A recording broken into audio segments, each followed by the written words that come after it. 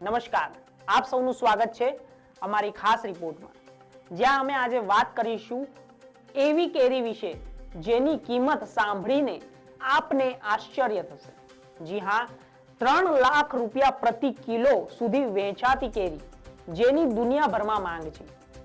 આવો જોઈએ કેવી રીતે એક ખેડૂત આ કિંમતી કેરી પોતાના ધાબા પર ઉગાડી લાખો રૂપિયાની કમાણી કરે છે. રૂફટોપ ફાર્મિંગ દ્વારા જોસેફ લોબોએ વિશ્વની સૌથી મોંઘી કેરીઓમાંની એક મિયાઝાકી કેરી સફળતાપૂર્વક ઉગાડીને એક નવું ઉદાહરણ સ્થાપિત કર્યું છે. જૈવિક ખેતી અને નવીનતા પ્રત્યેની તેમની પ્રતિબદ્ધતાએ તેમને અગ્રણી શહેરી ખેડૂત બનાવ્યા છે. તેમની યાત્રા પ્રેરણાથી ભરેલી છે, જે ટકાઉ ખેતી અને પર્યાવરણીય સંરક્ષણને પ્રોત્સાહન આપે છે. આવી સ્થિતિમાં ચાલો જાણીએ તેમની સફળતા વિશે. આ કેરી છે મિયાઝાકી કેરી, જે જગતની સૌથી મોંઘી કેરી અને ખાસ કેરીઓમાંની એક મિયાઝાકી કેરી ને તેની મીઠાશ, સુગંધ અને ખાસ ગુણધર્મો માટે જાણવામાં આવે છે.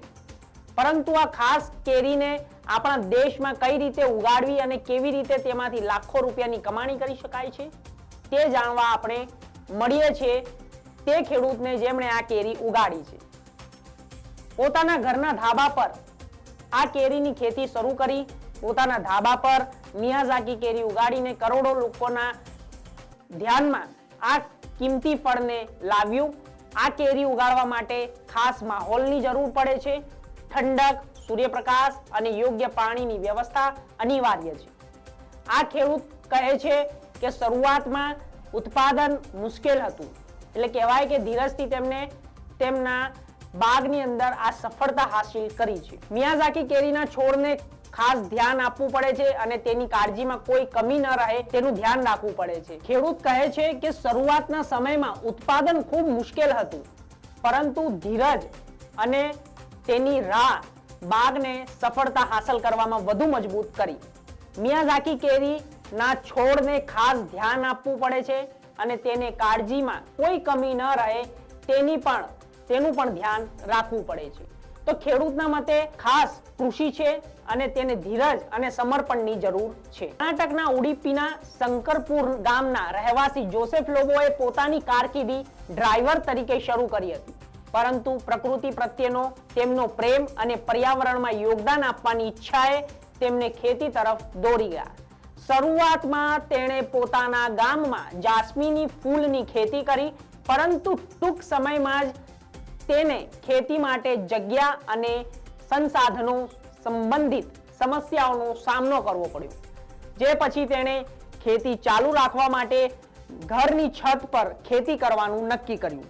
કૃષિ જાગરણ સાથે વાત કરતી વખતે જોસેફે જણાવ્યું કે ખેતી સંબંધિત જગ્યા અને સંશોધનોની સમસ્યાનો સામનો કર્યા પછી તેમણે ખેતી ચાલુ રાખવા માટે તેમના ઘરની છત પર ખેતી કરવાનું નક્કી કર્યું. અહીં તેમણે ઘણા વિવિધ પાક ઉગાડવાના શરૂ કર્યા. તેમની સૌથી મોટી સિદ્ધિઓમાંની એક મિયાઝાકી કેરીની ખેતી છે. આ જાપાની એક ખાસ કેરી છે જે તેની મીઠાશ અને ગુણવત્તા માટે સમગ્ર વિશ્વમાં વખણાય છે. જોસેફ ગર્વથી કહે છે કે તે ભારત અને ગલ્ફ દેશોમાં છત પર મિયાઝાકી કેરી ઉગાડનાર પ્રથમ વ્યક્તિ છે. કર્ણાટકના ખેડૂત જોસેફ માને છે કે ખેતીમાં કેમિકલનો ઉપયોગ ન કરવો જોઈએ અને ખેતી ઓર્ગેનિક પદ્ધતિથી થવી જોઈએ. તેમનું કહેવું છે કે દરેક ઘરમાં ઓછામાં ઓછો એક છોડ હોવો જોઈએ. તેમની યાત્રા સાબિત કરે છે કે જુસ્સા અને સખત મહેનતથી ટકાઉ ખેતીમાં મોટી સિદ્ધિઓ મેળવી શકાય છે. આવી વધુ રસપ્રદ અને પ્રેરણાદાયક વાર્તાઓ સાથે જોડાયેલા રહો કૃષિ જાગરણ સાથે. નમસ્કાર.